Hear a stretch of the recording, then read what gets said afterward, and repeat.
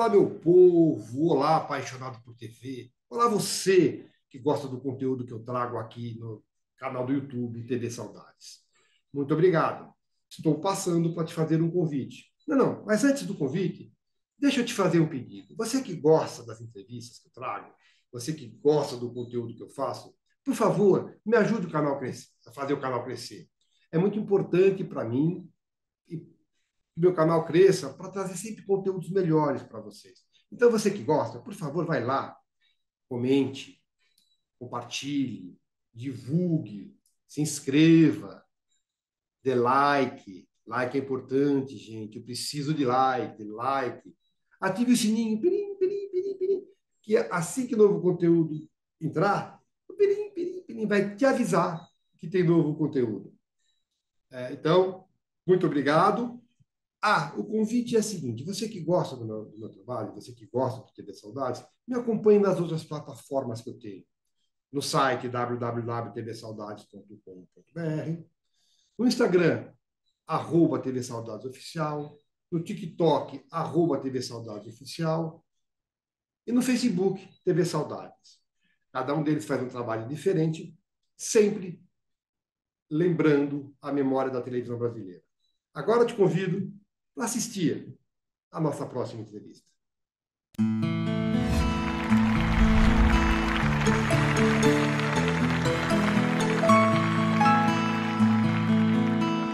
Tua mãe foi tua primeira diretora, então? Minha mãe foi minha única diretora. Agora, Da carreira, foi a minha única diretora. agora me diz uma coisa. Você deve ter aprendido de berço também que é uma profissão instável, que é uma profissão de altos e baixos. Sim. Você sentiu isso ao longo da carreira e você pensou em desistir? Todos os dias a gente pensa em desistir. Quando você está muito tempo sem trabalhar e as contas vencem e você tem que pagar, você tem água, luz, aluguel para pagar e não tem o dinheiro, e todo dia eu falo assim, não, chega, eu vou fazer outra coisa, vou virar digital influencer, vou fazer alguma coisa para a internet para ver se entra. Mas Deus é tão magnânimo, sabe, que Ele sempre te dá na hora que você está realmente precisando, Ele te dá. Mas já passei perrengues. Quando eu morava em São Paulo, eu mudei para cá, para o interior, tem um ano e meio. Você mora onde? Eu moro na cidade que meus tios e meu pai nasceram, em Ribeirão Bonito, perto de Tá. São Carlos. Eu vendi a casa que era do papai lá, paguei os outros herdeiros, tudo. A minha parte eu vim para cá, aluguei um apartamento lindo aqui. Minha irmã morava aqui há 13 anos, minha irmã também era de São Paulo. Eu moro na mesma rua que ela. Então, eu vim para cá. E aí, assim, quando eu morava em São Paulo, eu lembro de ter ficado 20 dias da minha vida comendo pão, porque era o que eu podia comprar. Café da manhã, almoço e jantar era pão com manteiga. Agora, Blota, você é uma pessoa que tem pudor em pedir trabalho?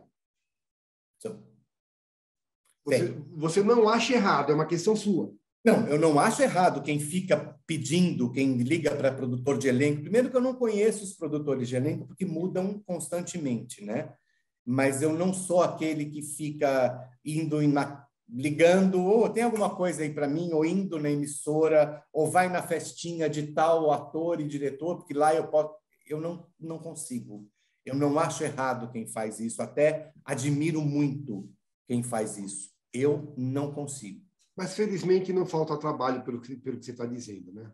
Às vezes falta, mas eu também acho que tudo tem um porquê na vida. Eu fiz muita coisa em teatro que era ruim.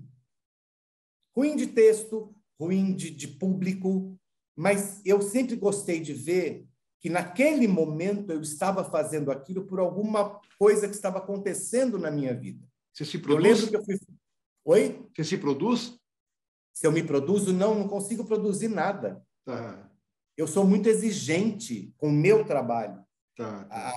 Eu sou muito, eu cobro muito. Eu não gosto de ver as coisas que eu faço, que eu fico assim, para que você levantou essa sobrancelha agora? Para que botou a mão aí? Por que você não foi um pouquinho mais para lá? Não, a dicção, eu me cobro muito. Você não gosta de se ver, então? Não. Mas consegue sentir, consegue perceber a evolução do ator. Sim. Porque, assim, eu não consigo me ver.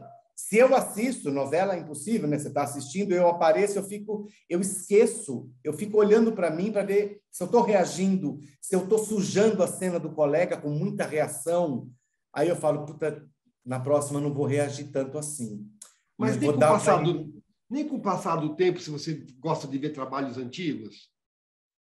Olha, dificilmente, assim, eu estou revendo agora Caminho das Índias, eu ainda não entrei na trama, porque Caminho das Índias me pegou numa época que eu estava fazendo um teatro no Rio de Janeiro, que a Mara Carvalho escreveu um texto, aliás, o texto mais lindo que eu fiz da minha carreira, que chama De Corpo Presente, dirigido por ela, e me chamaram para fazer uma parte, era para cobrir um tempo que o Vitor Fasano estava no hospital com uma pneumonia, e ele tinha que ter alguém para cobrir as falas dele com a Gabi, que era feita pela Ana Furtado. E aí eu fui, fiz a cena, voltei, estava lá no flat da Mara, no Rio de Janeiro, fazendo a peça, fiquei lá no Rio de Janeiro um tempo. Brota, tem mais umas cenas, o Vitor não saiu.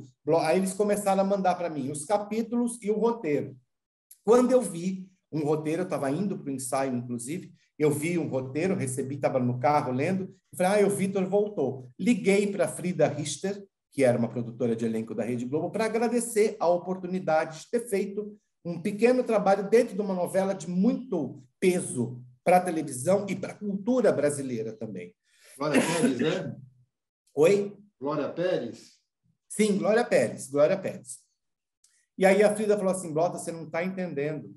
Você vai assinar contrato com a gente por mais 5 meses. Você fica até o final da novela. O contrato vão te mandar o contrato ainda hoje à noite para o flat. E quem era o Haroldo? O Haroldo, ele era um administrador de empresas da Cadore, trabalhava diretamente com o Humberto Martins, que tinha uma mulher, a Ananda, que era feita pela Maitê Proença, e que ele não dava atenção para o casamento dele. Essa trama, eu não sei se estava no original. Me disseram que não. Então, foi criada uma trama para o Haroldo. Ai, que barato. Disse-me na época as pessoas que a Glória gostou muito do trabalho e repercutiu muito, muito bacana assim, para as pessoas que assistiam, né, aquele personagem. Então, ela foi criando coisas. E ele acaba sendo traído, a Nanda, que é a Maitê, trai ele com o Eric, que é o Odilon Bastos que faz. E ele vira o corno da novela, né? Ao ponto de ter uma cena de embate com ela maravilhosa, Maitê, uma colega divina, uma coisa absurda de gostosa, como pessoa, inclusive, para a gente conversar, inteligentíssima, muito bacana. E o Haroldo era isso, o que muito acontece hoje em dia, né? Tem muitos maridos hoje em dia que estão focados no trabalho e acham que suprir as necessidades da esposa dentro de casa, com comida, pagar as contas, o carro do ano, joias, perfumes, roupas, pagar a escola do filho, acho que isto é casamento. Não é. Casamento é uma troca. Você tem que dar atenção, mesmo que cansado de 90 horas de trabalho, você tem que ter uma pessoa na sua casa que escolheu você para dividir o restante da vida dela. Seja grato por isso, pelo menos, né? Entendi. Tá certo, tá certo. Eu quero falar de composição com você, mas antes eu quero te fazer uma pergunta. A tua geração de atores, e provavelmente também não aconteceu com você, a tua geração antes de você, isso, com a tua mãe deve ter acontecido muito, com a tua tia com a tia Clê deve ter acontecido muito, com você, o pessoal da tua idade, e acho que uma geração depois, sofria muito preconceito por essa opção. Sim. Acho que com você não aconteceu, mas você deve ter visto deve ter convivido com muita gente que lutou para continuar na carreira. Você sabe que, assim, quando eu era pequeno, eu devia ter 7 anos de idade, eu morava em São Paulo, no Campo Belo, e todas as crianças tinham quase a mesma idade na rua. Existia uma família no final da rua, na esquina da rua, em que as netas, 2 meninas daquela família, não podiam entrar na minha casa, porque era casa de artistas. Olha. E eu escutei isso. Um dia que estava começando a chover, eu falei, vamos lá para casa, a gente brinca lá no meu quarto, a gente brinca na sala, minha mãe não liga. Ela falou assim, a gente não pode entrar na sua casa. Eu falei, por quê? Porque vocês são artistas, em casa de artista a gente não pode entrar. Olha que coisa. Hoje em dia é o contrário, né? Esse bullying, esse preconceito, eu sofria bem antes de querer ser ator. Aos 7, 8 anos de idade, no colégio. Por ter pais atores. Sim, porque meu pai era da televisão, meu tio era da televisão. Nós estamos falando isso na década de 60, 67, no meio da grande ditadura que teve. Então, assim, era muito difícil. Eu lembro de eu estar no colégio, passar vários recreios sentado atrás de uma árvore, me escondendo, porque senão eu era alvo de chute, de pontapé, de derrubar o lanche no chão e pisar. Sério? Sim. E eu não entendia por quê. E eu chegava em casa muitas vezes chorando e falava para a mamãe, mas por que eles estão fazendo isso? Ela falava assim, não ligue. Eles estão bebendo de um veneno deles. Não deixe que o veneno deles entre na sua vida. Não faça nada. Fique quieto. Deixa, a resposta vem depois. Eu acho que veio a resposta, né? Talvez aí esteja a explicação por que você estava preocupado em êxito e os jovens hoje talvez de sucesso. Porque acho que eles não só... Talvez... Eu viajei aqui, né? Sim. Vamos falar de composição? Vamos. Você, Blota, como é que você compõe os personagens? Eu sei que tem. Já vem no texto, tem a direção. Primeiro eu quero saber o seguinte, até que ponto o ator tem autonomia para compor? Você gosta de compor de dentro para fora ou de fora para dentro? Você falou do cavanhaque, do Dr. Camilo. Isso veio em sinopse? Como é que é a tua composição? Você pensa primeiro no aspecto físico, no aspecto de aparência, ou primeiro no emocional? No teatro, eu penso nos dois ao mesmo tempo. Né? Na historinha que ele vai ter para ser o que ele é, do que a sinopse nos dá, e o corpo físico que ele vai ter. Em televisão, eu penso só na trama, porque ali está para mim, porque muitas vezes, no teatro você já sabe o que vai acontecer com o teu personagem. Você tem a obra inteira na sua mão. Você sabe que Romeu e Julieta vão morrer no final. Você sabe que as famílias não vão ser amigas, mas vão se tolerar. Na televisão, não. Então, muitas vezes, eu estava lendo e eu falava assim, Jesus amado, mas eu vou falar isso para quem? Por que eu tenho que falar isso? Aí eu tento lembrar de coisas da novela quando eu comecei. É lógico que quando veio Zacarias na minha mão, eu sabia que ele era meio vilão. E o casamento de interpretação meu com Angela Dipp levou para um lado muito prazeroso. Muito querida, Angela Dipp. Angela queridíssima, assim, uma colega completamente... Relaxada para burro, né? Relaxada com tudo, mas muito profissional. Ela é uma menina brilhante, assim. Também passou por aqui já. Ela é perfeita. Eu costumo... As pessoas acham até maluquice. Eu penso num cheiro para o meu personagem. Ele tem que ter um perfume. Que interessante. Alguém já me disse isso também. Não tem coisa mais pessoal do que o seu cheiro. Sim. Só você tem aquele perfume. Sim. Talvez você passou numa sala, quando alguém entra e fala assim, ele esteve aqui. Ele passou por aqui hoje? É isso. E para cada trabalho você escolhe um perfume diferente. Sim, tem um perfume.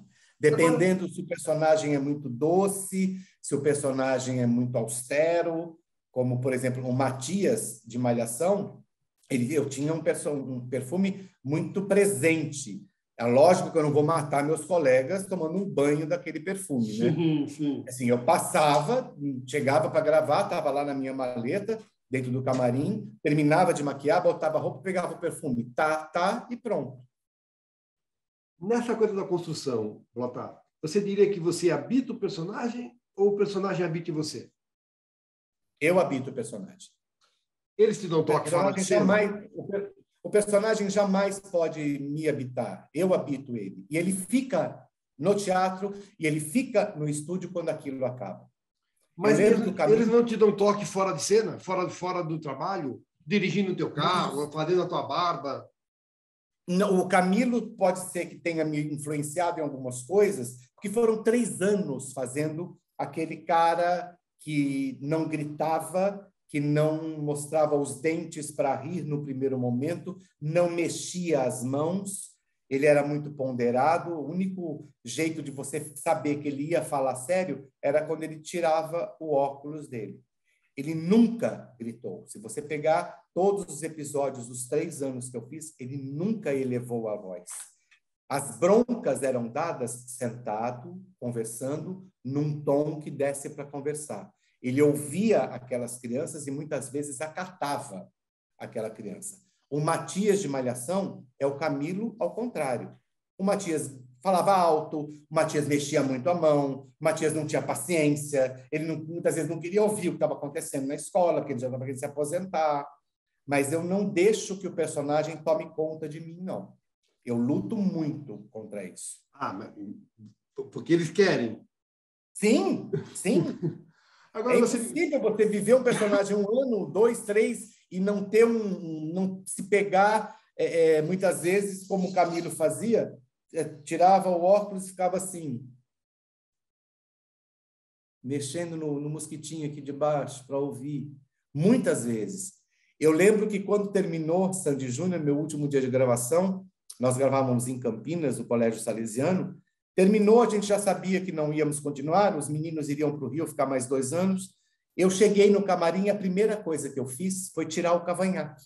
Eu raspei todo o cavanhaque dele lá, no último dia de gravação.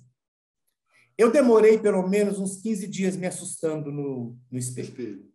Eu acordava, ia tomar banho, e escovar o dente, olhava e falava assim, gente, tá, é o Blota.